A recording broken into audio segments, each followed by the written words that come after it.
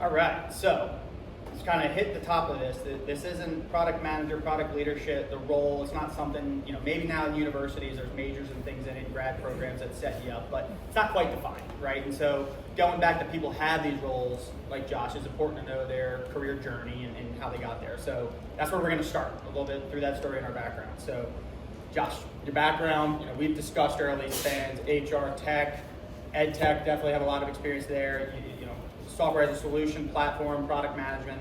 Tell us about the journey. What was the inspiration to get you ultimately into product management? Yeah, I'll start off just a little bit because also I think it's important to think about we all come from different backgrounds. I mean, some of the folks I've talked to here are in engineering or in different industries and want to get into product, and we all come from different backgrounds and they all help us, right? So, I mean, I think for me, even from my college experience, I started as a chemistry major and then went into comp sci before I went business with a concentration, because I started seeing kind of the interest in crossing a Venn diagram between what's happening in engineering, what's happening in the business side of it.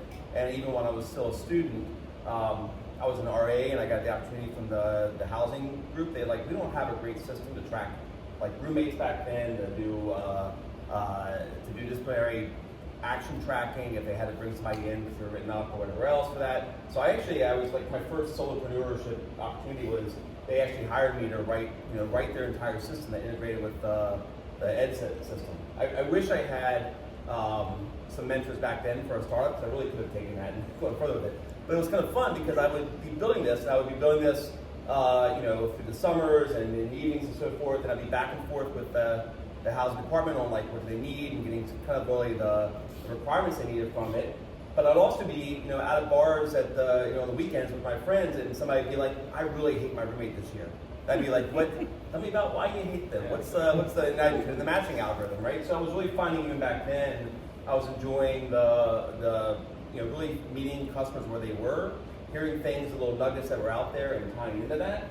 And my career started, I went into architecture and engineering and professional services and some of those areas first, before I actually kept on, I was down the path of architect, engineer for some things, before I kept realizing I really need to get on the business side of it. So I had that passion even back then from when I was doing it, as a student / solopreneur on the housing system, to really link it back into the business and the customer, and really about the customer. For me, it's always been a passion for the customer and trying to make the world better for them.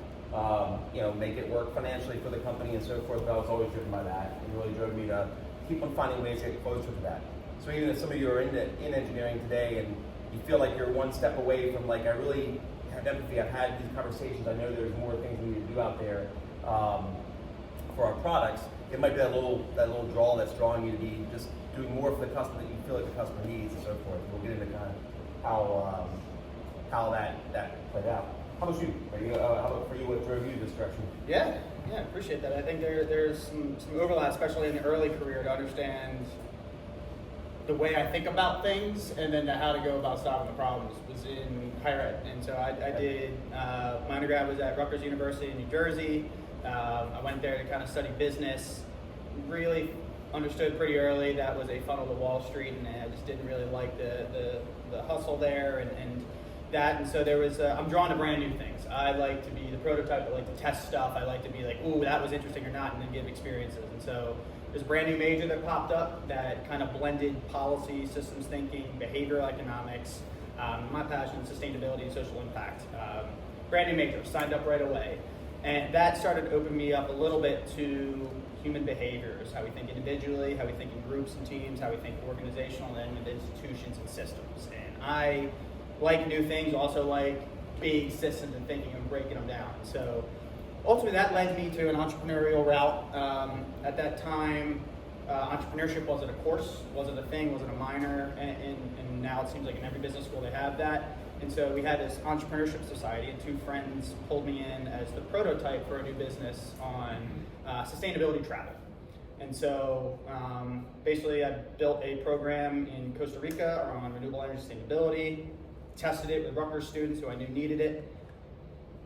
Also brought it to curriculum and department chair, asking about the needs, and we understood we had a business. And then realizing I was kind of serving myself, but I needed to understand as I started graduating really focused back on the current student and the prospective student. So ethnographic research. I was going to university. I was understanding how they're going to study abroad, what they're looking for in curriculum, all this stuff. And I knew that's the way to understand where you need to go, is through that. And so that led me actually to a brand new MBA program. So I brought the company here to Philadelphia, because it's where I'm from, and I knew this is a very advantageous area to start something like this.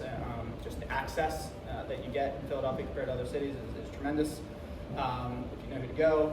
And there's a brand new program that was Strategic Design MBA. Shout out to Andy, who is also kind of a rebel, and that was the first cohort we jumped right at, right? Like, because we knew it. And this was at Philly U, and it was all about blending design thinking and design, which this was like 2013, still pretty early.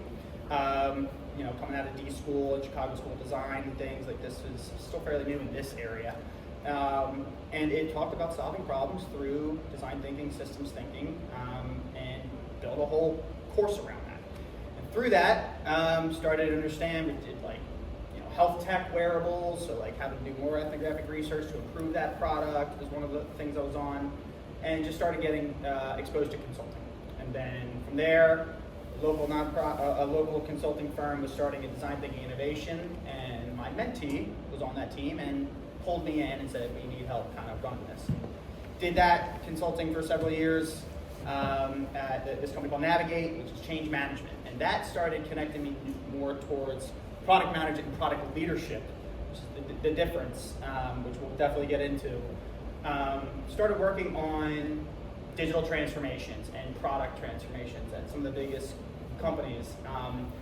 And so I'm not a technical product leader. We'll talk about that. I'm more on the strategy side, insights, alignment, this kind of thing, because that's just kind of how I was. But I was then working with product leaders within the companies, product leaders from McKinsey, BCG Digital, all these things. And we had our own team to then how to drive this within this company. And that just opened my eyes to like the discipline, the role, the good aspects of it, the skills that you know, some folks didn't have that it's needed. And so, you know, fast forward, that just kind of really understood that resonates with me. I started harnessing some of those skills a little bit more, and then technology comes into play, and realized you need to, especially with AI blowing up and everything, like needed to upgrade my technology chops if you're going to be in product.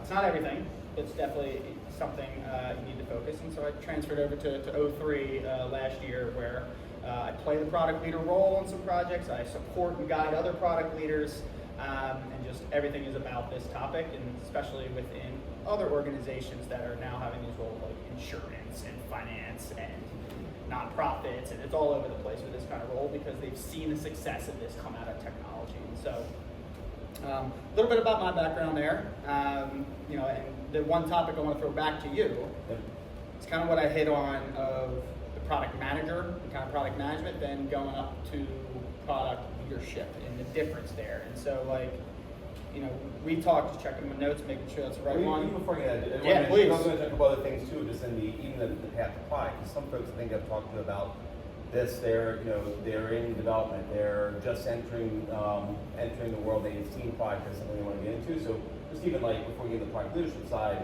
it's a little bit of the path there. And I'll give a little more of the overall background just so you know some of the context of where my career has taken me. So besides what I mentioned earlier around, and we'll go deeper in this and go through it, I think, but I'll give a little bit of a wide view for a second just so you can kind of put that into perspective to it. So besides, you know, what I started off with when I was still a student doing that, I worked for the university for a little while, and then I actually went and worked in the higher education space. A company called Lucian. They had a headquarters in their SAP for a while, and a couple other names before they were bought, but they're Lucian down in Malvern. I first started working there for a long time. They're the ones that, if you, whatever university you went to, like 75% of them for a while, I don't know what the number is now, it would run your grades, your financial aid system, your campus portal. And I'll talk about some of this stuff, I think, like the first mobile application in higher education, the first CRM. I was behind some of those 0 to 1s that we did for those products. And so that was the kind of the first big chapter, mostly the product management chapter for me.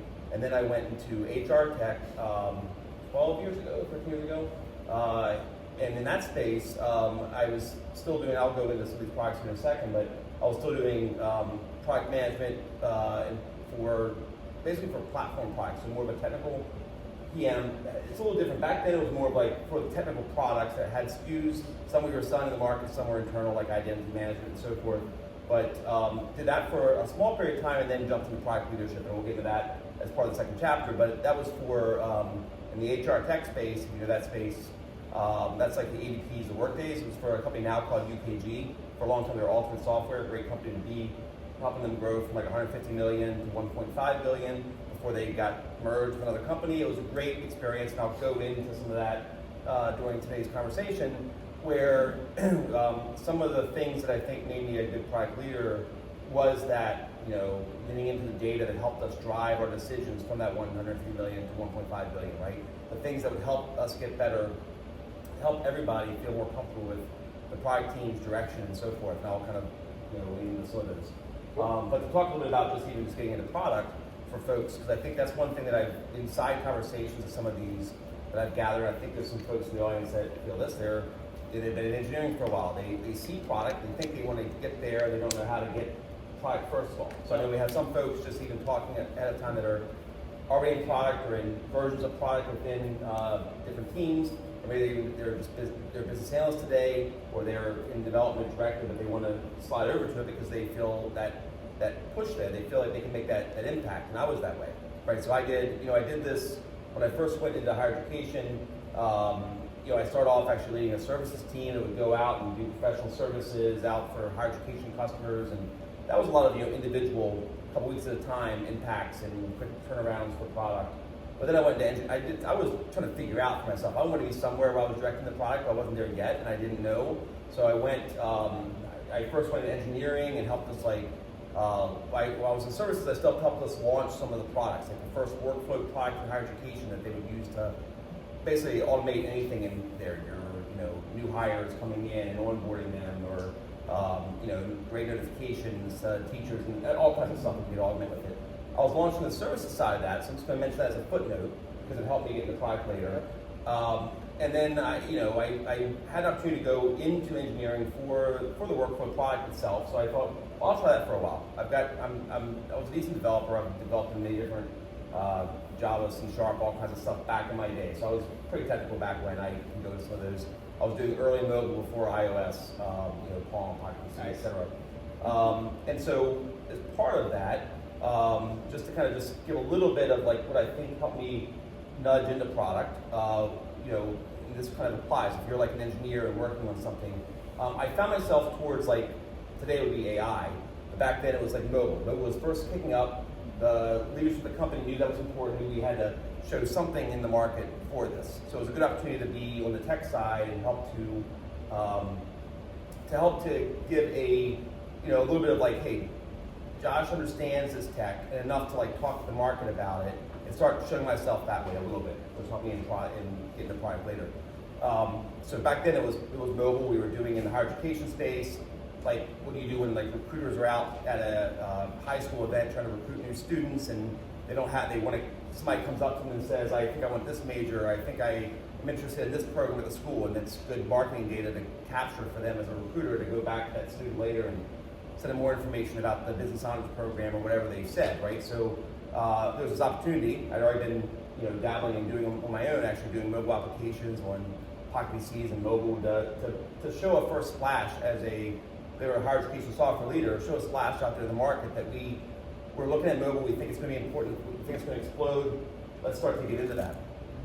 And so I was able to do that from the engineering side, the architecture side, to really develop how that application should be, but then taking that opportunity, the next step is quickly volunteering to be one of the key presenters at our conferences about how this works and why that's there, and taking the opportunity to show up as a person that doesn't just, from the tech side, if you're on that side, understand the technology, but understands what problems it's solving and why, and start speaking in the language of what really, we'll get into it more later, but if you're a really strong product leader, you're not talking about how cool this feature is.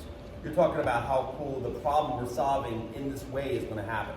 Because you understand the problem, you understand the market. And so even doing that, even though I was an architect at the time, I was starting to do that at our main user conferences and so forth. And I got tapped on the shoulder for some other things too. Like they did a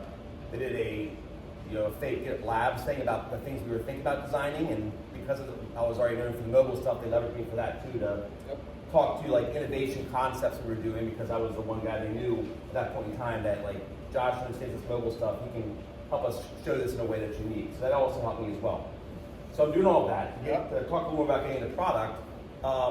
While that's being shown, so if you're in that space and you're looking to do that, think about trying to make yourself, seen that way if you can. Volunteer for those opportunities that they come up.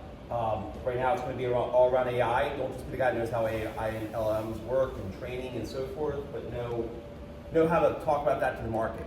Be the person to volunteer. If you're the tech side, volunteer. I can talk to the tech, but then talk about how this tech is going to make us better about solving the problem.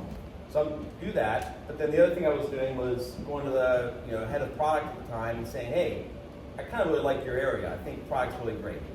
Can you help me like understand what it would take for someone like me to get there? So you start doing that as a way to ask for basically mentors and people to look out for you for like, hey, Josh is interested. So it's like any other career move that's worth doing. When I started doing that stuff, and as soon as I had to do it a couple times, the opportunities have to show up. And then what kind of started transpiring in higher education, they were, you've got people who are students or alumni or faculty all at once, right? And this big identity management problem, many years ago, they want to solve for that. And they're like, identity management sounds like a product we need to be able to talk about in the market. We really need somebody that can understand this well. We have other people we want on the dev team to work on this. That's when I got like, Josh, you be the product leader for this. You be the product manager for this new identity management product. And that started me down the path. That's where I got the first product management title and started doing that work. And then I kept growing on the tech side, kept becoming known as the person that understood platform products. And so then every other piece of it they would come to me for. So it gave me the opportunity to do it for our workflow product that I actually launched on the services side. It also helped me in the identity management one too, because they knew I could. I know now, but then when they gave me the identity management one, they were thinking, Josh can do this well. He can also pick up the workflow stuff for us pretty fast and run that from the product side. And then that led to other things. Like they're like, once that started to happen, the 0 to 1 started to come my way on the product side. And so that was more about, hey, we need to put CRM in higher education. We understand CRM is great. We can use it to like bombard people with all kinds of requests for money if you're an alumni.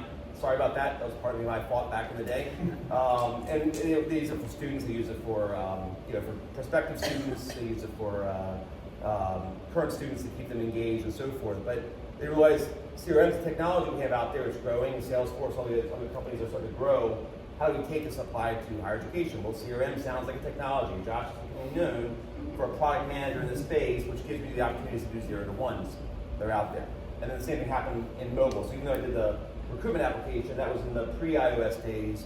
Once the iOS days came along, I kept on building, and this is something else I would recommend doing, one, elevating your initial product management opportunities, is to really, if you're not comfortable with it, step out and present as much as you can. I've done hundreds. I still talk fast. You might use that tonight if I do that. Not that way, but I get excited about things. But I was out there presenting constantly, and I had this. I really wanted to push us to go mobile faster and sooner, because we had people that were, they were the seasoned VPs of product for the general student products, and they knew mobile apps were coming, but they also didn't want to believe it. They kept on like saying, well, we can just save on our development time, just do just pure web apps and web mobile apps. And so I started actually casting a vision. I remember I actually physically drew on a napkin like the what you see now if you look at a campus app, and used that, took a picture of that, put in my presentations, and started doing it internally to say the presidents of colleges are asking for this. They're having the ideas on a napkin, they're drawing it out. That I sold internally, used that then to sell externally, and kept pushing that until we finally got the vision was there, and we started to push it, and that led to the next 0 to 1 to launch the first mobile application in higher education. That also, as a tech guy, also made it as a platform, so we had developers across all the universities adding to it and so forth, which is great. And I can go into any of that stuff later if you want to talk about those kind of things later, but hopefully those are some nuggets in there, like the way that I tried to look at opportunities to present, to bug the head of product, to be a person in a niche area that, for me, it was the platform products. that I could leverage my tech background to kind of push the opportunities my way. That's kind of the way I think I got into product and kept on growing in product to begin with. Before I went to the left ed tech and went to HR tech, and they were going to give me another product there, but I ended up doing AI analytics and early AI, so I can talk about that too. We'll definitely talk about that, I'm sure, because you can't have a conversation without diving into AI nowadays. Yeah. But we'll save that for a little later. And so let me just pick up off of that a little bit, because when I loved the way to start learning about your background a little bit, you know, it's something pretty clear to me that maybe you didn't know specifically where you were headed, but you knew the opportunity and you knew something was happening that you took advantage of, and then you built up your own skills consciously. And I think that is something that resonates with me as well. A little bit different mine because I didn't know it was product or where I was going. But that's in the career, I guess, in any kind of role you're trying to get up, but even more so for product because it's so ambiguous, because it's different. It requires so much diversity of skills. Like, you have to build those foundations to then continuously learn in these different areas as technology. So for my role, I knew storytelling is how you get a vision to be adopted and get advocacy and to get a coalition of buy-in, right? That's like what it's all about early, from 0 to 1. Whether you have that idea or you got to take from somebody else and make sure it's an idea that actually has some validation with it and get some evidence behind that to then start selling it a little bit more, right? It is all about storytelling, capturing a vision, and ensuring that you're being able to pass that cohesively, coherently, all of that. And if you're not a good public speaker, most people aren't. You get nervous, you got to practice. So I was doing the same thing. I knew that was whether I was going to go. I knew it was a skill that I didn't love. And so I was starting to actually go back to middle schools and asking around college to see if I could speak at middle schools at an assembly or something. And I started doing that, talking about education careers and going into how you got from high school and transition to college, and then from there how do you transition out of college into professional life. And that's kind of what I was talking, basically just to build my chops. Then from there, and you hit on this earlier too, and maybe we'll get into a different question, but you become obsessed a little bit. You allow your curiosity to keep driving you. And I think maybe with you were understanding because your skills, like you knew exactly, hey, like this is something, I see the vision. You had to draw it out to show like this is where we're headed. You knew the research. With my side on kind of doing this stuff, I'm just endlessly curious. And so you use that as your drive to keep going. And if you're getting naysayers or resistance on kind of the adoption change, you get some early people, there's laggards, how do I get to them? From there, you want to get the evidence. Why don't they understand? Why aren't you really interested in? Why are you resistant? Like, understand the politics, the systems they're in, the environment, right? Continuously trying to go with that. And so as you're expanding from your role, entry level, to then manager, the importance of asking, continuously going, keeping asking, and then mentorship you also talked about, right? To at least understand that there is a role up there. That is a next step. You know, a lot of times you don't know until you start to get exposed that there is a role, so mentorship is crucial. Then what you talked about, which is where I wanted to go with this as well, is that, you're starting to realize something's here. Like, there's more for me here. I'm starting to harness my skills. I can do more. And people are starting to know me for things, which is at the same time very important to start sharing what you do, becoming known for something. A lot of times asking a lot, endless curiosity, showing results, that's how you do that. Talk to us about when you hit a little bit, like when it started to click in your head a little bit around, hey, there's something higher here I can go after, and when do you start to kind of stretch your own skills or stretch your ability to start reaching for that leadership position, where it's different from the execution of like, I'm building this, I'm sorting this, where you need to get into the leadership or coalition. I got to get buy-in. I got to compete with other priorities and other roadmaps. Like, understand the market changes more efficiently. Like, there's a lot more when you get into a leadership position. So, talk to me a little bit about that, Josh. Sure. Yeah, sure. I mean, you start to do, I gave some background on the product side, and doing it on different areas and helping get buy-in. But at some point, you start to run into some things that you could ask. You could ask like end of life of the product that you some evidence is there that maybe it's not time for it yet, but you might have a senior leader. For me, it was a guy from a company we bought. The guy, got to know him really well later, but he comes in as a new SVP and says, that workflow product that you helped launch some services, now you're running, I don't think we should build our own workflow product. I think there's some other, he got sold at some conference that there's other products out there, and back then there wasn't really. There wasn't great products. There was other products that were doing some some automation, but they weren't doing it the same way this product was doing. And I had just taken it on as a product leader. And so you start realizing that, okay, I can't just do this with emotion or like interest of like doing a great presentation or telling a great story. I have to show evidence and not just show it for my product, because then it feels like I'm just going after biased information on myself. I have to help elevate the game for the entire product team so that apples to apples are compared, and it's like almost irrefutable for this person to also be able to go back to the rest of the organization. And this is before I'm a product leader, but later I did the same kind of things, and I'll talk about that, and other ways to do that. But how do I do that? So for our workflow product back then, they didn't have great tracking of usage. It wasn't a SaaS application at that point in time. It was installed on premise. So you didn't always have great data on those things at that point in time. So, and we didn't have it for any of our products, right? We didn't have it across the board. And so I actually had to go and do a little side hustle in the company to go out there and try to find every piece of data I could around usage, around the number of customers, and that would be like proxies for like who's calling our customer support team and some other, I had like 4 or 5 different metrics I grabbed, and not just for my product, I grabbed it for every product we had that didn't exist at the point in time for the company. They really weren't doing a great job of it. I mean, today we have product ops teams that do these kind of things and help us make sure we're on target with it, and I did it again later in the HR tech side and build a whole team around that. But back then we didn't have that. And so I wanted to make sure, I didn't want to be the guy that stood up and told a bunch of customers that were starting to see evidence, were really passionate about this product.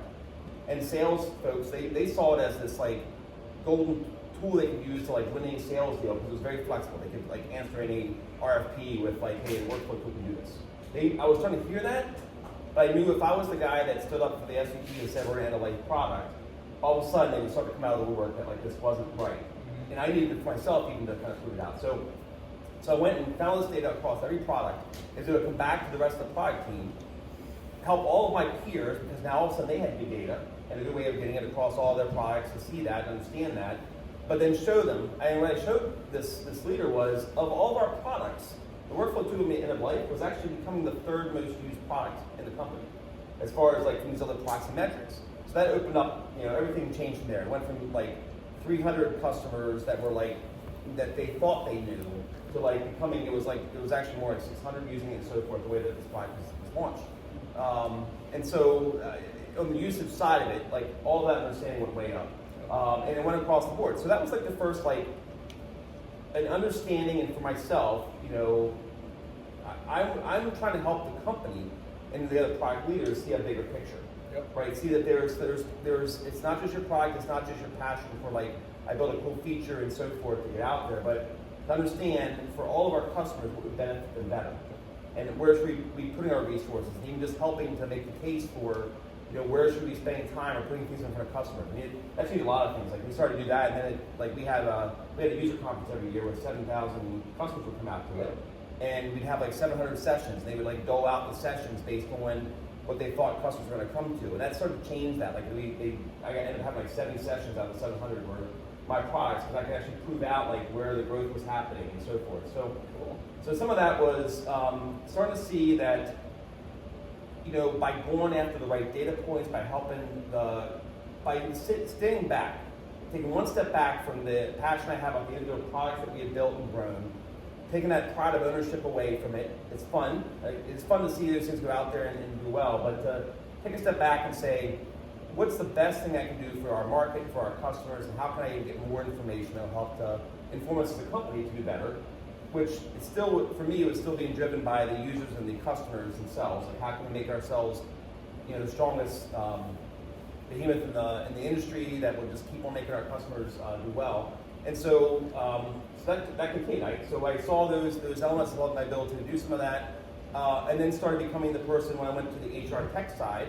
I'm leading the AI and analytics work we were doing. It was just about business analytics back then, but we had just launched.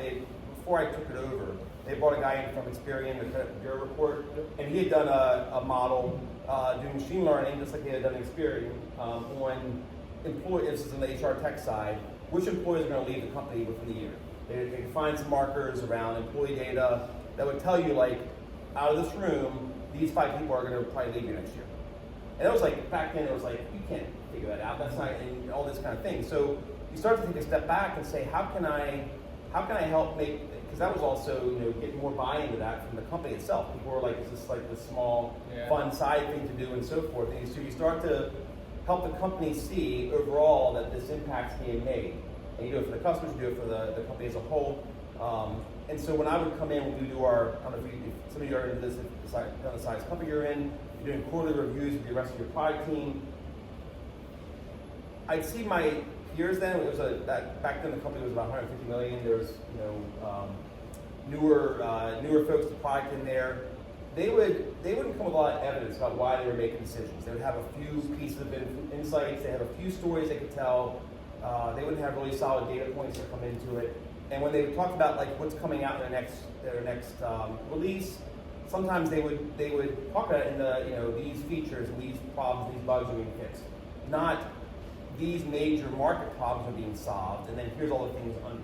Yep. And so I started doing that as well within there. I started seeing myself able to do that, and how can I elevate the entire team? Because what that led to was we now, instead of just giving like product marketing a bunch of features that we were doing, have them figure it out, we were giving them like, here's the major things we should say to the market. These are the problems that are going to be big next year that we're solving. It serves both. It serves like the roadmap, serves the decisions we make there.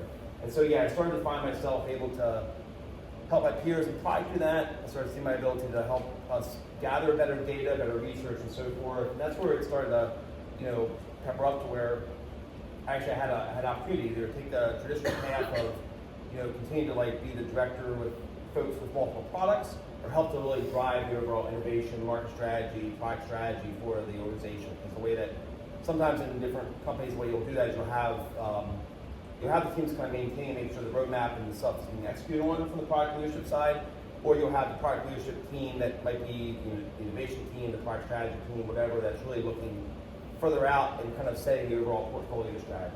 Yep. So I started in that way. We can get into more details on that in a second. But how about for yourself? Yeah, I mean, I don't have the breadth of experience that he has. I mean, this is why we're conversing with him, and just the avenues you've taken, and the turns, and the stories you can tell based upon that. With me, the way it's kind of ended up, I focus a lot on some of the top topics you got in the leadership, which actually I kind of backed into products manager and leadership that way, is the human-centered design background I have, and the workshops and the ability to craft workshops to outcomes that are specific to business. So the business acumen I have has led me really well to do human-centered design with executive workshops, and a lot of those topics were around new market opportunities, business transformation, whether it's digital, whether it's operating model, whether it's customer experience. I was leading all of those, and that's what was top of mind the past 10 years for executives doing these kind of workshops. So they would bring me in the 0 to 1, as a 0, where do we go? What are we doing? Design workshops with executive teams, do the research out to understand the market competitors, adjacent competitors, bring that in. Mostly self-serving because I didn't know. I had to get educated enough to then bring some insights to them, right? And so it's kind of like beef myself up to even get in a room, really focus in on my tool set of, whether it's a canvas I designed or off-the-shelf ones we use, or, value proposition empathy maps to then business model canvas to understand where we're going, or to more tactical stuff where you're doing maturity models or alignment models based upon where people think they are in terms of sentiment on a specific topic, like designing all that stuff and realizing, especially in these big corporations, the left hand doesn't talk to the right hand. There's siloed ideas, thoughts, work happening that it's not connected the dots, and a lot of times, and you spoke to this, these groupthink and internal assumption focus only that were based upon the ideas that we have. We're not looking out. And that is, I've worked with Fortune 10 companies around here. You think they're the most innovative, they're not. They're behind a lot of times because they are all embedded within just the internal muck that they've created. And so they don't have the kind of chops where they're looking out, right? They're understanding what's in the market and pull back in. And so I started to understand that in terms of the workshops I was creating and designing those outcomes. And then from there, that led us into, just through my work, getting into the technology, understanding what technology should we do. Should we transform digitally? Like, oh, I love to be in the room at that kind of part. I always kind of say it with my aspiration with this kind of work, kind of like Alexander Hamilton, in the room when it happens. I want to be in the room when they decide to transform, whether that's a product. Even more so, my aspiration is I want to design the experience to get the executives to realize, oh shit, we need to transform. So creating the environment with the evidence that I've captured, designing the experience so that the outcome is realizing that they need to be more strategic and align around doing something different. And a lot of times that is around a product. So that's a lot of different flavors of this stuff, and which is exciting. And it's kind of now bringing that into current state. You've talked about your background leading into different technologies and all the different ed tech, HR tech. You talked about solopreneuring, and now you're going into where you are now at Versatility. Talk to us about like kind of that gap, and then you decided, hey, let's just go on my own. And what are you doing at Versatility? Well, sure. I wouldn't mind for a second. I want to talk a little bit about product strategy, market Let's strategy. do it. Yeah. So one of the things, just to kind of put one more touch on the growth and the leadership overall. One of the things that to go on that side, on that product innovation, market strategy, product strategy. So I don't know if any of you are looking at those kind of areas of product leadership versus the traditional, management team of product managers and so forth route. But on that side, it's the same kind of things across the board for all of these for going to product leadership. Understanding soup to nuts, the entire needs of the company and the customers down to the products is what really will help you get to that product leadership piece. So a lot of times when you first start off, if you're on the development side, if you're a business analyst or a product manager, you're really close to the final features and final product and seeing that ship and grow out there. As you start to show yourself and flex some of those things that I talked about earlier, that I was trying to show I can help the overall leadership make better decisions by giving them a view into all of our products and so forth. I took that to the next level, right? So for the company as a whole, this is a company when I was in the HR tech side of the house, when they were first trying to figure out how to grow to $1 billion. We were at like $250 or $300 million, and we knew we were going to make it to $1 billion, but how do we focus our overall growth? That's when we first picked up the market strategy team, and the ability to kind of really say, like, what should we first, before we even think about a product portfolio, where should we go? And so they had just they had won a really big customer, Bloom Brands, which owns like Outback Steakhouse, Carrabba's, all that stuff. Everybody got excited about that we can be the restaurant HR tech company. Yep. And I was we wanted we had a new chief product officer in there. He wanted to be more data driven. He asked me to lead this thing up, so I started to look into across all of our data, where are we really with the markets we're in, the markets we serve, and where should we be served? So we started with refocusing the entire company on where's most of our dollars today coming from across industries, and where's it coming next. So basic market target segmenting, helping us get hyper aware of that, helping us understand that for everything we did in the company. So it went from there to helping us. I developed a team that built our product dashboards and basically our overall exec dashboards too. So we want to get everybody on the same page. So one of the things that really helped me in product leadership down the line was being really great at working with different cross-org members in a way that got them in the same in alignment, and not from just a friendship alignment, but let's all hey, we all want the same thing. We're a growing company. We don't have really great data points to make decisions on. We want to partner with you on the data so that it's being collected in a way that we can use. I'll give you one example of that. We had a customer retention team. So I've already talked about the fact that we did the market segmentation piece of it, and we're starting to build this repertoire of data we can use to make decisions so that they can trust us, that we can point to data, we're all using the same data. This team would have, this quarter we lost 5 customers that are worth, $3 million, and they would have the individual customer conversations they had, saying it's for the recruiting product or whatever, it's the HR tech side. They'd have a couple data points on that, but they were one-offs. And if you're in product, you probably had one-offs from sales, one-offs from customer success, things that probably aren't indicative of the entire product piece, but you need to get better about that. You want to get better about that. And so I drove the team and drove the individual conversations and growth around this, of building really this cross-organization exec dashboards that we in the product strategy team were saying very vocally, we're not going to take the one-off conversations anymore. We're going to work together around this. If you think anything's not the truth in this dashboard as we work through these things, and these data points. Let's work through that together. And so, like for example, the customer retention team would have these one-offs before. I said, let's change that up. Every time you have a conversation with a customer, you're going to put a couple reasons in there. You're going to put some good data points. I really help them capture the information to give to us, and not send some email with one-offs anymore. And say we're going to look we're going to have our product team look every week to see what's changed in this. And it would end up being a full display of products and reasons that customers were at risk. They were captured. I had a conversation with Comcast, coming down the road. I had a conversation with Comcast, and they were upset about the recruiting product, and specifically the way that it sends out offer letters. So they would capture a part of the product and some notes around it, but then we would roll it up. So we could actually basically build business cases on the fly from this if we wanted to. I could see in any given month, $30 million of our ARR, our revenue for the year is at risk because of Comcast and Disney and maybe 5 other companies that were saying recruiting is our problem.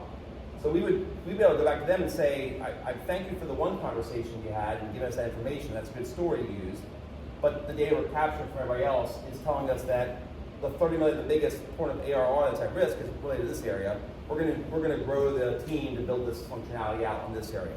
And so we make our decisions more data driven. We drove everybody to kind of talk that way and share that way and so forth. And so just I think as you go into more and more of product leadership, you want to be seen as the person that helps to get the entire organization on the same page. And not, you do some of it through the relationships you build, but it only takes one person to lead the company, and then the relationship you had to customer success is severed. Don't do it based just on that. Do that. That's helpful. That helped me even get the things done I need to get done to get everybody on the same page to begin with. Then I moved quickly to data and evidence as fast as I could, so that we could all be built off of that, and it just made it run really smooth. It made it very easy to get everybody on the same page and not have finger pointing happen so much, because the fingers didn't point at people, they pointed back at the data. And let's fix it. There's a problem with data, we're basing our decisions off of that. So become really hyper focused on evidence-based, database reasons why you're making decisions. I just wanted to make that point. As you go into leadership, that's going to be an important part of it, and becoming, as I mentioned before, some of the things I got known for to come into product to begin with, to become into product leadership, I became known as the person that would really help us understand externally what's happening and why we should be making portfolio decisions. And that was on data, on our own data, it was on external data, where the market's going, it was on casting the future of work. I developed the market research teams that did, when the pandemic happened, what's going to happen next? We're going to have remote work. We're going to have people that are going to feel not connected to the office anymore. What kind of software do we need to have? What kind of products do we need to buy to do that? What kind of understanding do we need to do? When we did it on industries, what industries, when we did the industries and we found there's 5, I got everybody to agree to the 5 that we need based on doing the data and crunching it. What are the 5 industries we need to focus on? So all the other ones were upside, they were great. But if I was going to put some features out there, it had to align to several of those. If as a team, if we're going to do some, for example, was we bought a company called Kenjoya that was everybody's done employee surveys, and everybody hates employee surveys every year that you do. The best. But we try to get better about that, because we kept hearing from, especially in 2 of our key industries, the finance, professional services, technology firms, that was a big section, Google's and Tesla's and all those guys were part of our customers there. They had paid a lot to get their employees in the door, and they didn't want to lose them, so they wanted to get even more attuned to what was being said and shared. And so that was another early AI company that was doing natural language processing and so forth. When those surveys kind of come back and say, you've got this department frustrated, and these are the emotions that they're showing in the surveys, not just, that stuff's easy to do now, but back then it wasn't. So become known about those things. Be known as being an evidence-based, across-the-board leader, and that will help you kind of elevate your stature in that. So, yeah, let me pick up on that a little bit. We'll circle back to what you're doing currently with Ursa. No, that's great, because you jump to where we need to talk about is key takeaways and things. And one thing I've noticed too, that you had a data-driven, evidence-based, right? I've seen a lot of times, and you hit this earlier, the anecdotes or too much emphasis or value on qualitative. Qualitative's crucial. You got to go your qualitative. Human centered's not bad. There's some insights based in the qualitative that we can find that's interesting. But when you get into the business context, you start to realize some folks have baked up qualitative assumptions or data points that are baking too much value on their future roadmaps. And so when you start to get in that context, yeah, you can have that to either validate or get some extra. That helps with your storytelling to get buy-in and to drive that change that you need to either get buy-in, get investment, get scale, get more resources, whatever you need. The quantitative data is what is going to move the needle a lot of times within big organizations and companies. And that needs to be more valuable. It needs to be, a lot of times also in roadmaps, we'll get there. We'll find it when it launches and do this stuff. It needs to be a part of the strategy ahead of time, and you need to be obsessed with what's our KPIs, what's our metrics that are success, what is this going to do for our customer base that we're going to see that this is crossing a chasm and ultimately we have some market opportunity here. What are those? Define them, align on them, report at them, and then to the other point, build up your way that you're using your tools or your skills to then drive that within your organization. So building up your own dashboards, building up reports that you're saying, hey, this is the data, the research we found from some surveys that are very specific data points on what they're looking for. This is the update, and you start to throw that out. Seth Godin talks about early on in his career to start getting known for stuff is he would do reviews over the weekend of movies and TV shows, and then he would come into his office and just because he wanted to do it, write them in a letter, print them out, and put them in mailboxes so that he got known within the organization. Some random thing that this guy was giving us me good insights of things to start to do. And that's pretty interesting. Nobody asked him to do that. Wonder what other creative stuff he could do. Boom. And you know, not the same kind of thing I'm talking about, but you can see, taking that initiative to understand our organization needs to learn about something. Passion. I need to go get the evidence. Data, quantitative moves things a little bit further than qualitative. Qualitative, it helps me tell the story about the impact it has on our customers. Get obsessed with that. That is ultimately what brings you up to the leadership positions, gets you into those conversations, decision-making bodies, governance, all that stuff. Because if you want to get into leadership, that's the stuff that is ultimately going to get you to the rooms where you're pitching, right? You're constantly pitching when you're in leadership to get more resource, more investment, hit the next phase, that kind of thing. Customer pitching, all that kind of stuff, right? And so, I don't know if there's anything you want to pick up on that, but I mean, the senior leaders in your company, they want to be right about the overall direction of the company. Yeah.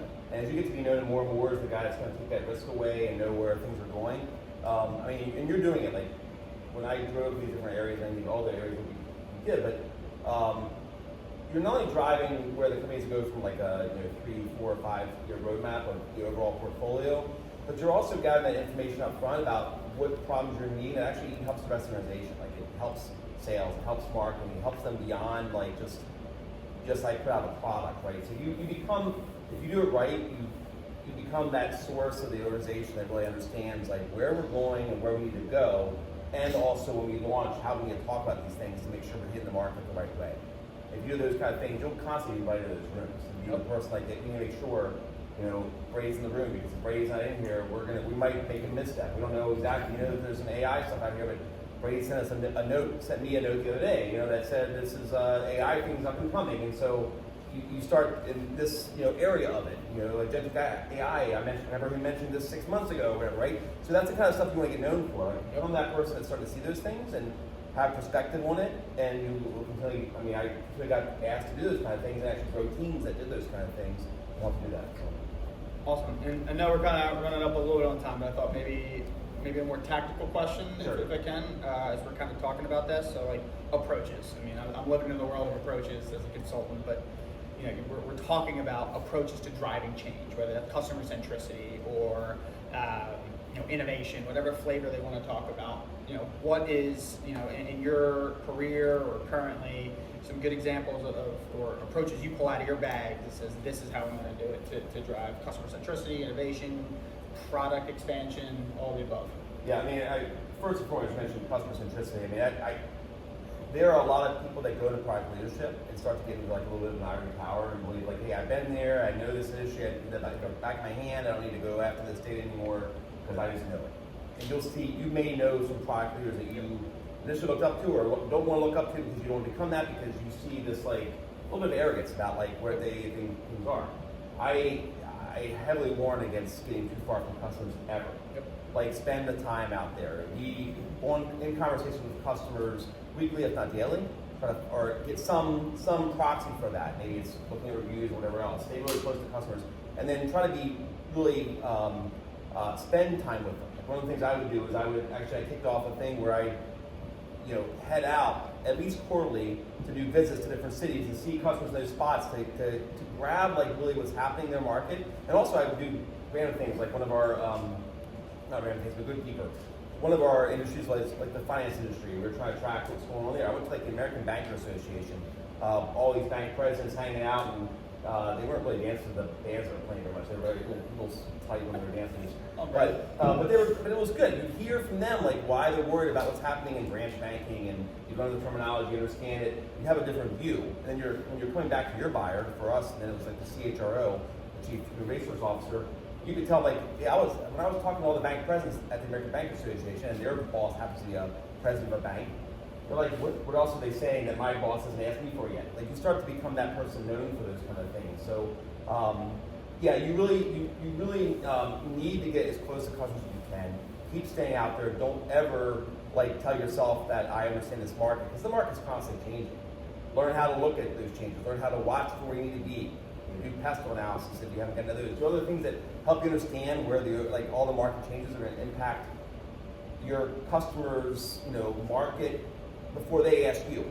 Know what they're going to do. Stay out there. Stay in it. You'll find those stories. You'll compare them to what you're seeing out there. You become a great futurist and do those things. And you definitely need to be continually looking out there, continually learning. I mean, always learning, always upping your game, sharpening your sword, all those kind of things.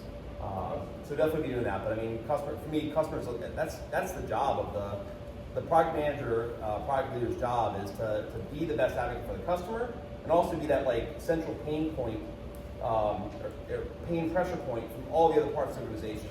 Like you sit as a little bit of a, in between the sales team and the marketing team and the customer success team and the customers and the market as a whole.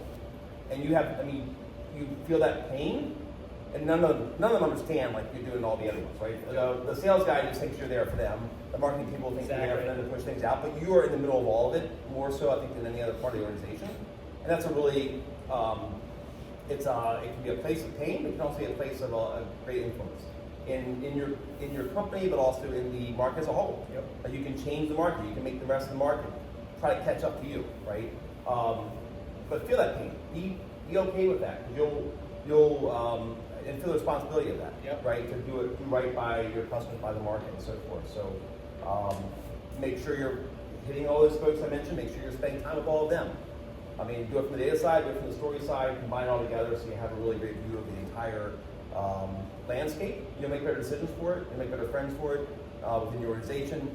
They'll appreciate that you're doing that. They'll appreciate your empathy for them and what they need. Yeah. Customer for them. So. Yeah, and I'll just hit on that a little bit more too. That's why I love this kind of role, because you are in the glue of the organization, breaking down, especially in larger corporations as well, breaking down silos, breaking down empires, connecting the dots between our cross-functional alignment, understanding how we can collaborate better, all that stuff. Product leaders are in the best role to do that. And that goes to driving mindset change, behavior change, and ultimately business change. It's kind of like the mantra I use of change mind, change business, change behavior. And to your point about customer centricity, is you got to have some principles as well. And one of my favorite principles that I always kind of align to is the zero distance principle. Zero distance to the customer is actually from a Chinese philosophy called Rendahi. I'm probably butchering that. What the company Haier, which is a products company, adopted this principle. And they, one of the key principles is zero distance. What if every single person in the company had zero distance to the customer? What would that be? What would that look like? Every single, not customer facing, not just marketing, not innovation teams, everybody. Customer support, your executive, everybody. What does that do to your operating model? Well, what that does is it changes your operating model from these silos to micro enterprises, where everybody comes from a small startup in the organizations, and they're obsessed with understanding my target audience, that I know everything about them, so that I can compete with budget and compete with talent and everything else in my organization to serve that customer effectively, more effectively draw value in. They are known. I would recommend go looking this up, because it's a principle to guide you, and at the same time there's tools and tactics and skills that you can kind of leverage underneath that. And in the tactical work, sometimes is you kind of alluded to, you're running up the politics, you're running up the resistors, you're in the thick of it, and sometimes you're not sure where to go. It is crucial to have some individual and some team principles to guide you. I know that's coming from a consultant that talks about guiding principles, but it does help. My objective in this, and somebody's telling me to do this, and they're telling me no this way, what am I going to do? I got to get close to the customer, so I can get evidence to prove them wrong or prove myself wrong. That's kind of the way this kind of can help. Yeah. So with that, maybe Josh, I can kind of throw it back to you with a little bit about what you do now. Thanks. Yeah. And then maybe some final thoughts as well as we wrap this up and maybe switch it over to some dialogue, conversation, and questions. Sure. So I mean, I really enjoyed the times I've had, like helping to grow 0-1 products in ed tech, and then helping to really grow product leadership, their overall portfolio strategy and HR tech. But I did start. I wouldn't do it with more companies. I want to spread the love around more and do it. So I did start a Versatility, which I do advising and fractional product leadership, help with different companies, helping them scale, helping them get some of the things we talked about today, helping that kind of discipline happen within the organization. So, I mean, certainly happy to chat to anybody about what I do with that there, but I'll advise the presidents of the companies that are trying to go from 35 million to 50, 100 million, and where they need to go with their strategies to get there, help them kind of take the kinds of things that would have come from companies that, like I mentioned, I was with UKG from 150 million to 1.5 billion and further, kept on growing the team with those kind of things, and how can I take the expertise I had there and help to grow multiple different companies that way. So I personally, I still get excited about the impact it makes to the market and the customers itself. And so I look for the opportunities to kind of do more of that with different companies that are really trying to, sometimes in the bigger companies, you are now at a level where you're not making the same micro impacts you make in the companies that are coming up and changing the world, and just really helping get more fuel behind those kind of companies. Yep. Some that need that help, and some that are even doing some things that are really, really interesting to happen in the world that just don't have access to that kind of resources. So some of that stuff I do, pro bono help, and some of that I do that direct, depending on what's going on there. But yeah, I mean, it's been a great opportunity to do that kind of stuff. And then just in general, I've really been thrilled to be involved with the folks that are here. I think there's, to me, I talked about the journey when I started off and being in engineering and professional services and other areas before finding my way into product. And it's just, to me, it's one of the opportunity that you have. I think it's just in life. There are people that count success in life based on the number of dollars in your bank account. There are ones that do it on the impact you make to people, right? And so I think the product people, I mean, you're doing a little. There is the business side asking you to make sure the dollars are there for the company, but we're all in it because we want to make a difference in the world in a very unique way. We have this really powerful opportunity to do it. So I love being part of this to help all of you and help all of us. We all make each other sharper and better. So work with each other to kind of help yourself get sharper. Let's talk through how we can make more change, more impact, more people and the customers and the folks that are using our software, and just keep on up in the game for it as product keeps on growing. That's awesome. Yeah, and I think just some part of thoughts of mine is just the folks that are something that I do constantly. Not that I'm looking for jobs, but I'm always consciously looking at the roles within companies around product leadership. And as I alluded to earlier, it's definitely obviously a mature role within software and technology, but you're starting to see these pop up in government, even now, in governmental agencies and institutions, nonprofits, insurance, fintech, these legacy, healthcare, right? They're hiring product leaders, and why, right? Because of the skills, the ability to have impact, the ability to drive change, these kind of skills. But if you're looking for a role, make sure you get into the weeds of, when you look, whether it's LinkedIn or these types of things, the product role, look at the responsibilities, because a lot of times with these roles in the HR, they pack everything into this one job. Specifically, it gets product manager or product leader. They think you're going to come in and solve everything.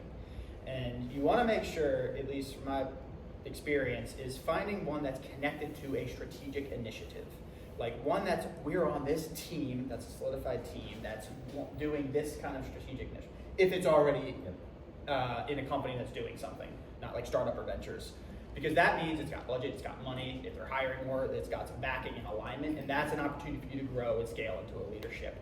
Instead of some of these ones where they don't have that, and it's just every single thing that they're asking for on a wish list, that is a setup to fail.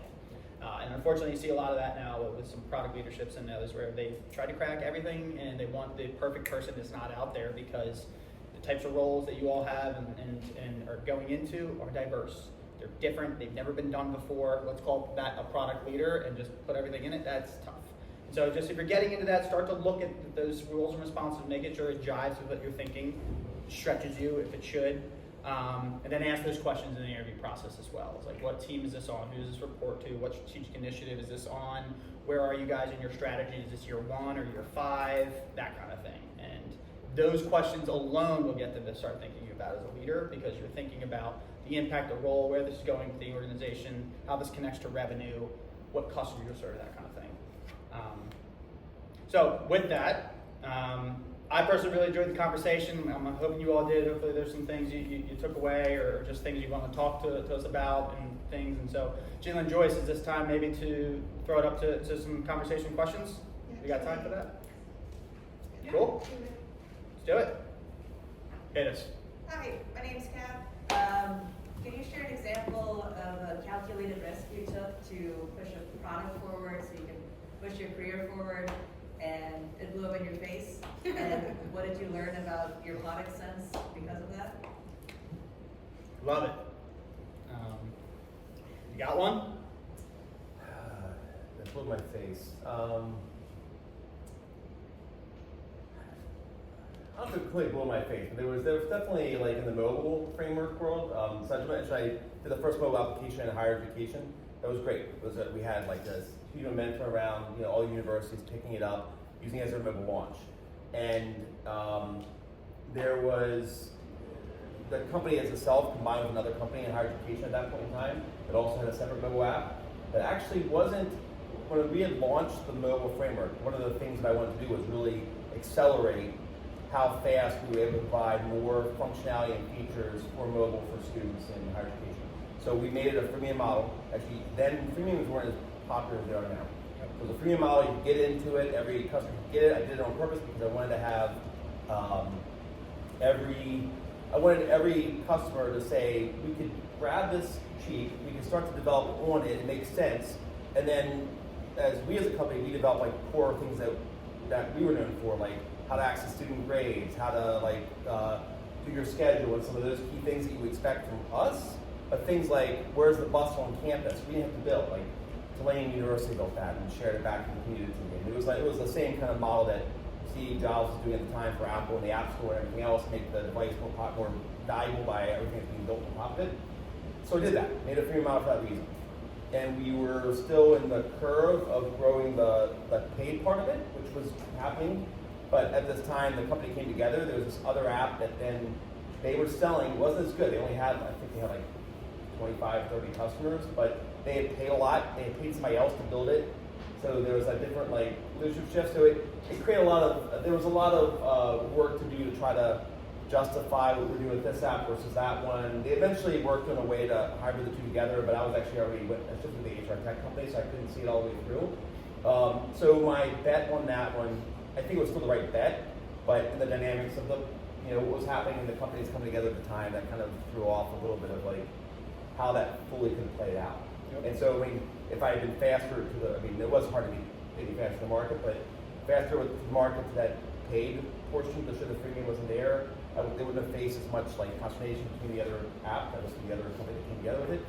But otherwise, that was, yeah. So you gotta take the risk. You gotta be willing, but also use data to back it up. But I think that probably helped inform me even stronger about the data, the reason to do things later on in my career. I'll just throw another one. Definitely blew up in my face. My client was Penn. I was working with the IT team around a product. I took the assumptions of the leader to heart too much, and didn't understand the operating model of a university that's different than corporate and different from other stuff that I was used to. Universities run kind of like RCM is like responsibility centered matrix, so that means all these different institutions, colleges, it's consensus driven. So everything has to be approved and talked about. Everybody slows things down. That's why they kind of work as one ship. But then the same time, you've got kind of Wharton and Penn kind of off doing their own thing. So I was like, well, do we need to? Because it's not focused on them. Can we just barrel through and get this done in the timeline that we're looking for and not need to engage them? My guy agreed, but then because we didn't do that, everybody got pissed. And so obviously it didn't work, shut us down a little bit, slowed us up, had to then go back, waste a lot of time and resources to do that. But ultimately it was a big lesson for me. Made it a lot harder to kind of get what we need to do because there was already resistance. Why didn't you bring me in earlier, right? Learned very quickly that it's just a different environment, and I didn't do my due diligence to really understand the system I was working in. So now I know. That was a tough one. A lot of hard conversations after that, and then you're trying to be positive and drive change with everybody's looking at, like, what are you doing? It's a mindset switch individually of how they think about me. I had to kind of work through 6 months, slow down the project. So that one hurt. Still has some scars on that. Great question though. And that type of topic also, there's a thing in New York that's called the Angry Hour that I saw what the designers do, that it's kind of on this topic in general around a lot of happiness and optimism. We need a room for people like us, innovators, people driving change, to just spill it. What the hell happened? How do we learn from each other? Lessons learned, that kind of thing. So I just love that kind of topic. Like, let's learn from our failures. Cool. Yes? Can you talk about a framework you use to link the highest level of vision down to the feature build and how that information transforms through that? Like, do you use OKRs or any other framework that helps define that? I would say I wouldn't allow any consultant speak framework, if you will, like OKR or something. That's fine. If you're depending on your leadership and the kind of size company you are, they're going to use certain verbiage they're going to use on that. I would just say the same creativity you use to solve problems for your customers, use it to solve problems internally for how you're going to go about finding the right insights you need to get everybody on the same page. So, and it's the same way I would talk to customers about what they need and so forth, and the same thing, and work with the different stakeholders in the organization to understand what needs to happen there. So I work with every department, sales. What would make you feel more comfortable with product decisions? What are the key things that are driving you? Understand at the senior level what they're after. And I knew later for each of those I got it right when I go to the sales kickoff meetings, and the sales leader was now using the data we produced as their data they were showing on. They had their own sales funnel, other metrics they were using, but the main things they were showing about how they were growing in industries and what products they were doing were actually coming from something we put together. And that it got the whole company speaking the same language. And so yeah, it wasn't really a framework per se, but find what works for your organization for that, and you can certainly follow those, but they change all the time. Like those frameworks, the names change, and all of a sudden if you're the one who got known as the guy behind the OKR piece versus the one solving it, the next time McKinsey says OKRs are old, now it's going to be this new terminology if they want to sell a new package, who's the guy who knows this one now? This guy knows OKRs. Just be known for the one that's smart about solving things, and then make it accessible to everybody. Like there was questions when we were first doing this kind of stuff to say, should this only be visible to execs and so forth? They had to really advocate for no. Everybody in the company is responsible. They understand. I mean, yeah, sure, they could leave, go to a competitor, but there's the things that protect that. Let people see and understand what we're doing and why we're doing it across the board. There's only a few things we had to block out for certain data points we wanted to just protect a little bit, but not a lot. We try to make it really visible across the board. So if you were, the CEO, or if you were the junior developer that came in, you could understand when we from product said we're going on this path because of this sale metric that we pulled up around products and this customer retention metric, and then this view we had of what's happening in the market, like how our tariffs are going to impact our company's business. We wrote that up. All that stuff is accessible to the rest of the organization. That lets other people in the organization advocate for the stuff you're pushing for too, as well, and also understand it. I think we alluded to something about getting close to customers and having everybody really close. We were saying about that. Because I came even from the development side before I went into product, I've always been a strong advocate for as you work with your developers, don't ever dumb it down to here's the thing I need and skip on why you got there. Help them understand it too, because not all of them will feel this way. Some may not care, but the ones that really are into it, or into the job they're doing with the purpose they're trying to do in life, they're going to want to know I'm making an impact. Simon Sinek has a story in one of his books that he shared a JFK one when NASA was first started, where JFK, went and did a tour of the NASA facilities. And he saw a guy in the corner sweeping up some dust and some dirt on the ground. He said, "Oh, what do you do here?" The guy said, "I'm putting a man on the moon." Right? Says he got what he's doing and why it made a big impact in the world. And so, as product leaders, as product managers, if you understand what's happening out there and the impact the company's making, because you've made that business case to get the developer resources you got, make sure they know the work they're doing day in, day out, and what it's doing. And I mean, I've seen multiple times where, the effort that's put into creative ideas that come out are different. And the conversations are different too as you develop. You don't keep a separation there. You'll have your developers will come up with newer ideas you hadn't even thought about the way it might be approached. So you're not just checking off on like it met Josh's need. No, we together collaborate on that. Yep. Okay. So my question is, like, when you're going around trying to get consensus on the business case that you're building, what do you do if you have like key stakeholders who disagree with you? Like, how do you handle that situation? Even if you have the data, maybe they're still just opposed to what you're. Did they? Let me. It depends how bold you are, but you got to understand why if that's your job, right? Yeah. So you leverage, this is my job to understand your why. If they're not telling me why, you got to keep finding out and then trying to get evidence to prove to them to give you their why. And a lot of times it could be, well, unfortunately, my bonus is connected to this product selling in the next quarter, and so I'm not going to tell you that, but I'm just going to drag you along. Yeah. Yeah, it's the grunt work, unfortunately, is to fully understand and politics. So if you got somebody that is on their level, I'm assuming you're talking about an executive buy-in, right? If you got somebody that is bought in, use them as a proxy. And I've had to do that, where if this guy's not giving me time of day, he doesn't see me, he's an executive, he'd rather play golf and talk to other stuff, and I'm trying to bring him evidence. I'd use the other executive to talk to him, and then he'll find me the information. Sometimes it works, you run into that, unfortunately. You definitely have to understand like what's going on in the organization, how people function in different ways. But I would say it's rare that I've gotten into larger meetings. Sometimes when you're doing a larger overall view of the business case, I've already pre-done that business case several times individually. If it's a bigger thing I'm really trying to get the organization and so on, I have individually spent a lot of time with the sales team and the marketing team. So folks let them know what I'm starting to work towards. And really try to build that buy-in way ahead of time. So if you run into that, you probably should be getting it there first.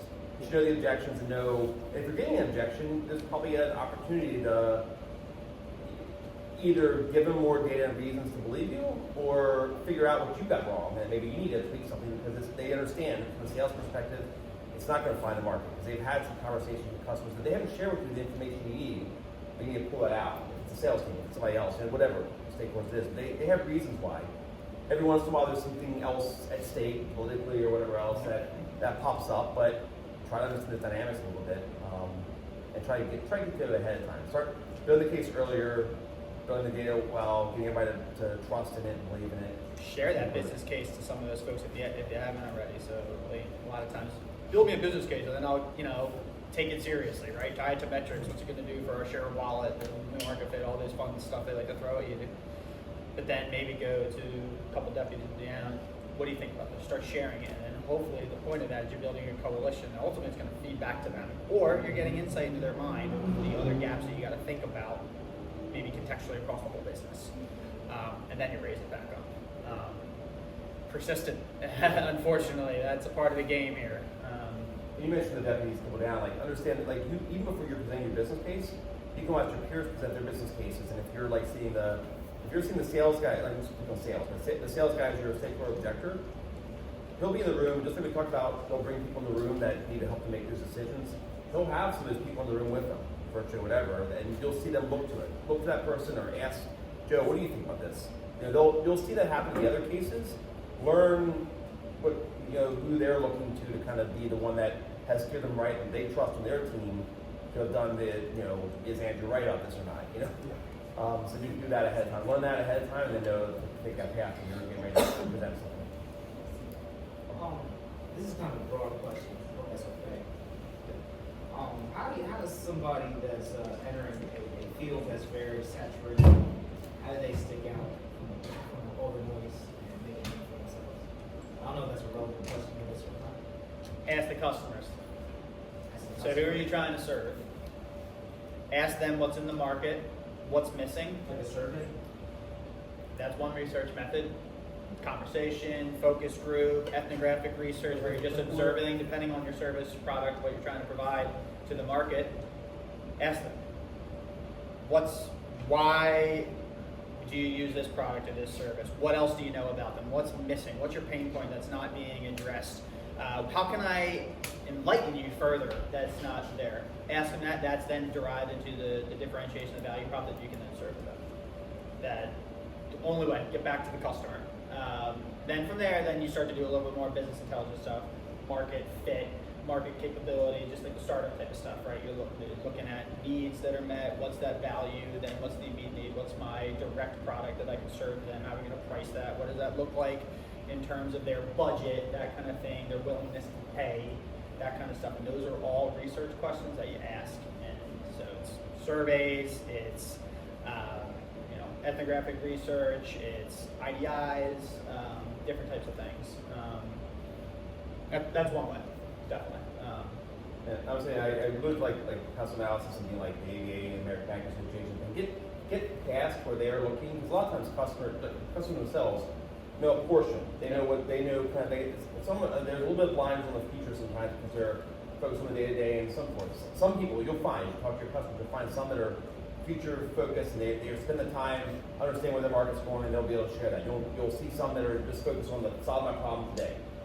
They'll help you, but you can help them by identifying ahead of that. Understand the competition really well, like know that well. You'll start to pick out the differentiators. You'll start to figure out where some competitors are getting lazy, where they're making missteps. Sometimes they're getting too big and they're just they're taking hey, we got a big customer base now. We just have to keep them happy. We have to be the next big innovator. And some of them will, as they get bigger, saturated, and it's a really large market.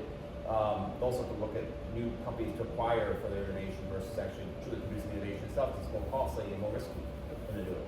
So I mean, those are some of the areas you can do it, and you just test it out and think wildly. By the way, I mean, one of the things that every piece of innovation has been built on innovation before it.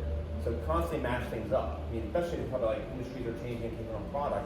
Think about like what would happen if Uber decided to become a healthcare company. Like you're in healthcare. That starts to change your mentality about what innovation might need to happen there that would be completely different. That's the kind of stuff that will happen. Those kind of things will happen eventually, right? What if like instead of house calls we used to have, now healthcare is done by a vehicle that shows up to your door, someone provide, all the stuff within it to do all of your measurements and everything else, and now your virtual conversation with the doctor is way ahead. Now you've hit on something no one's even thinking about yet. But we know we're getting there because we're gonna, everybody's gonna be putting more and more effort into autonomous driving and autonomous vehicles that are running around doing this, so you match them up, think differently. It makes just one thing before I flip. It's a funny quote that turned out not to be a quote, which is funny, but you might have heard it. Henry Ford said famously, but he didn't. If I were to ask my customers what they wanted, they would have said a faster horse. There's a grain of salt in that, right? But that gets at what you're talking about a little bit. Is like it goes so far.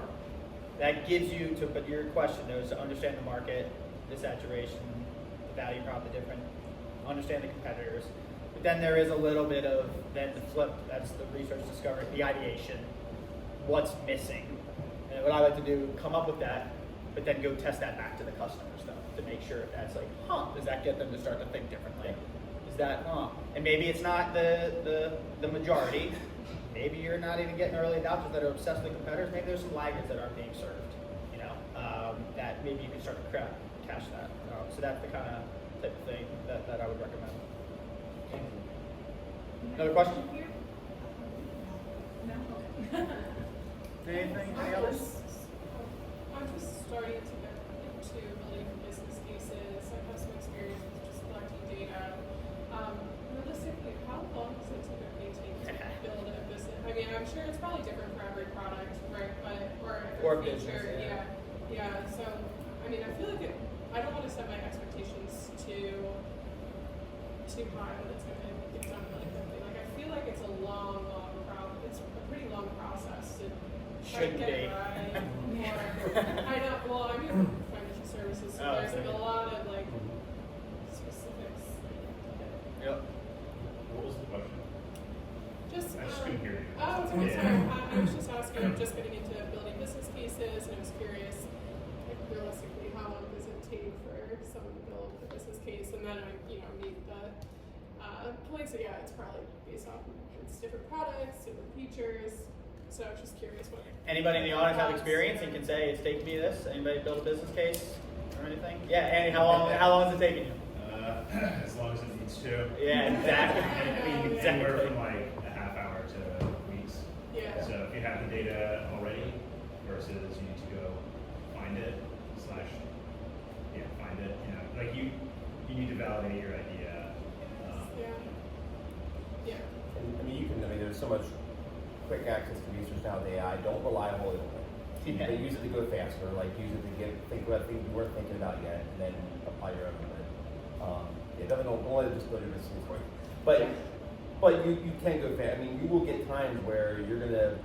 It's like, hey, I've got a meeting in 2 days, and there's an opportunity to present this new thing. Yep. And you're going to get asked to do that kind of stuff. If you get known for it, you'll eventually get asked to do that. I had something when back when Virginia Tech had a student shooting, and they were one of the first ones in higher education that happened. Like the CTO reached out to me because I was in the mobile stuff. Said, should we be investigating something in the market? What can we do about this?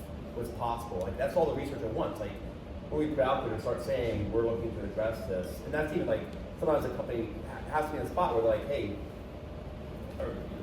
They're going to do your main conference, and a competitor just released something that you're going to stay on the main.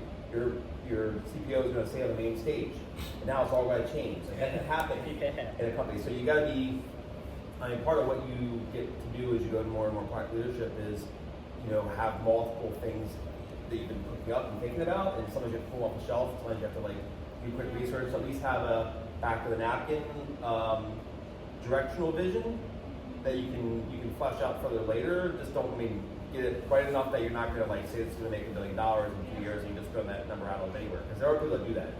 Try to get developers and resources and so forth for their part, their teams. But back in some real things. You'll get as you start to do it, you'll get better and better at it, and better at what even in the organization what people respond to that needs to make sure you capture in there. In the financial services industry, you have a lot of compliance. You got to hit up the objections on compliance to begin with. Yep. So before you get into this, I'm addressing all the potential opportunities and objections that could happen in compliance. Now let's hit the upside, like how much money they can make for us. I was just going to hit that too. Is a lot of times you think it's only your responsibility because it's part of your job. Well, that requirements, documents, roadmaps, all these things, right? That you got to do as a product leader. Use them as collaborative tools. To me, you got to do the initial stuff. Evidence is a part of your role, but leverage that work body to start building coalition and people on your team. I've got this business case. I'd love to get your thoughts on it. What's missing? That person, the cross-functional team that ultimately have to get buy-in, they're already starting to understand. They feel bought in because they gave you an idea of something you didn't think about. Boom, they're a change agent for you, right? So I would turn that plus roadmaps plus requirement. I do 80%. I've got the evidence. Maybe I know the rest, but this is my chance to tap on somebody in a workshop or a jam session, or call it something different so they see excited to help me finish it or add their flavor to it. Just feedback session. You call it that, it takes away them, and you start to build a little bit of mentor, a little feedback thing, and at the same time, you can say when you brought this business case, this is collaborative. I've involved other people into this. They gave me their 2 cents. Then you use AI one final time to say, hey, call out any other gaps around this and things like that. If it's not, specific business type of information you don't want to put into that, you got to be careful. But then just making sure it's well-rounded. I'd say that's a good way to do it. Well, it's like the amount of time that it takes to build a business case is based off of data availability, and then as you're building it, including and collaborating with other stakeholders. Yep. Yep. Well, also, That's part of it. when you're data availability and whether it's just sensing the market, get really good yourself at sensing the market and understanding what's going out there constantly.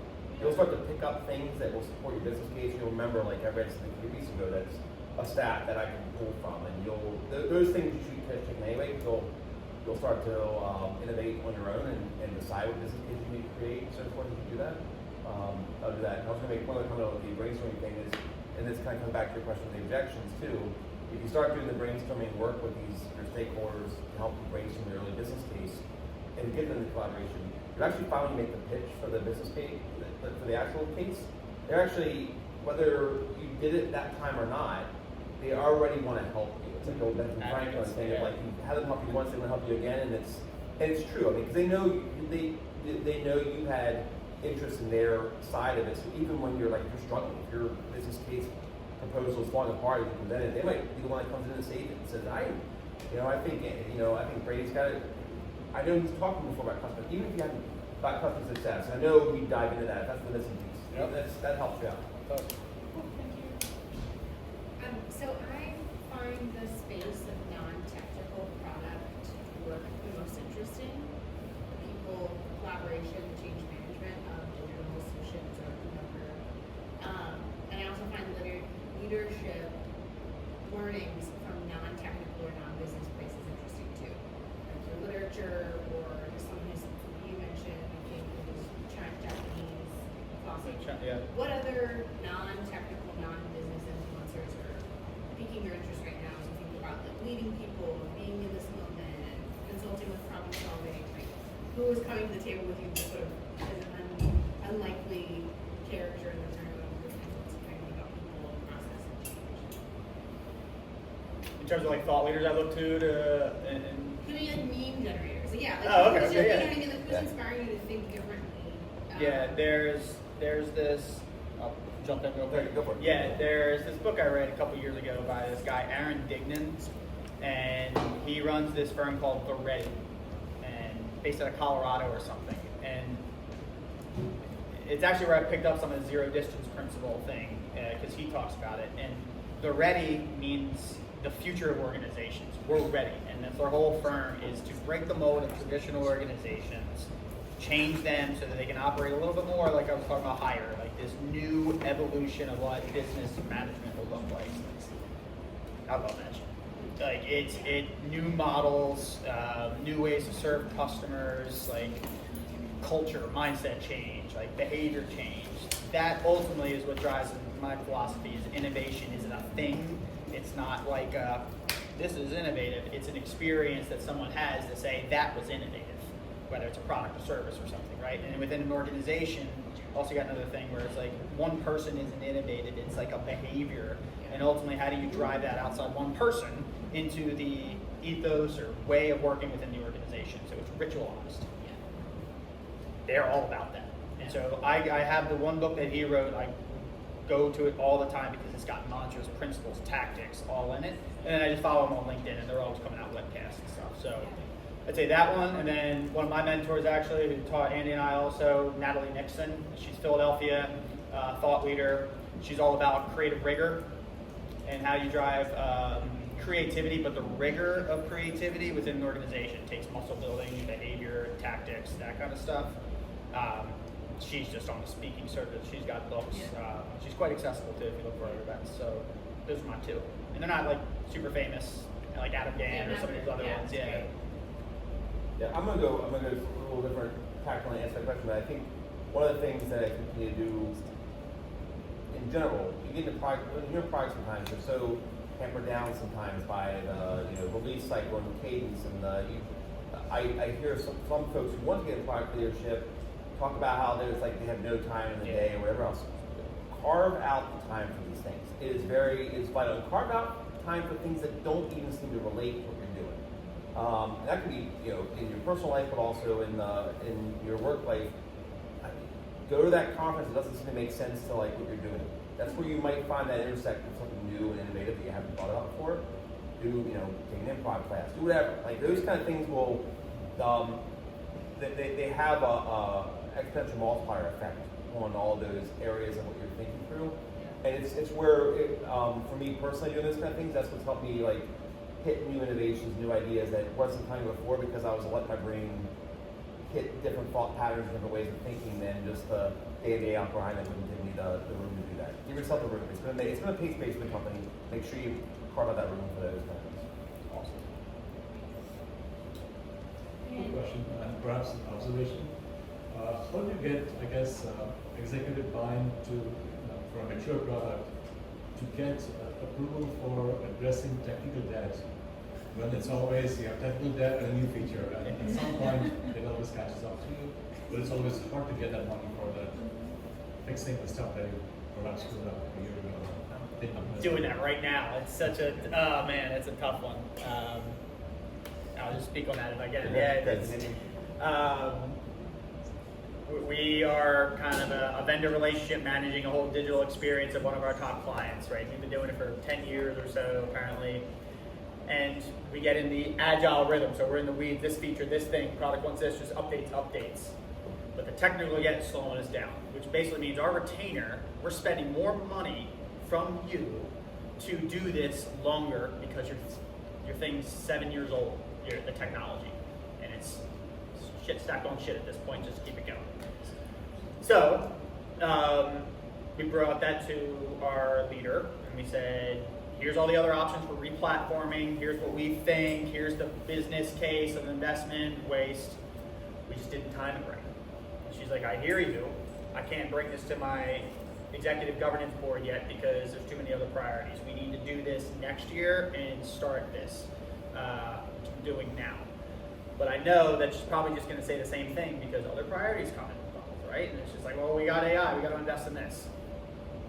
So what we're doing is pushing it through our inner team to redesign the website, the homepage, to break it. And it's a little bit because she's asked, and you know, this is the internal team. How are we going to get to where we want to get with them to push them to be innovative? They're going to lose in the market. We know this. We've done these studies. We do the research. They haven't read it, right? These are the things. They're wasting money. So we're redesigning the new hero. We're redesigning the new logo, the whole product experience. We're selling them on this sexy thing they can never do. Yeah, we've got B and Plan C if they back us off, but we're getting them bought into that sexy vision so that, hey, you want that? Replatform. The only way that's going to be authorized. You want that. And so it's a little tongue-in-cheek for sure, but we know it's in their best interest.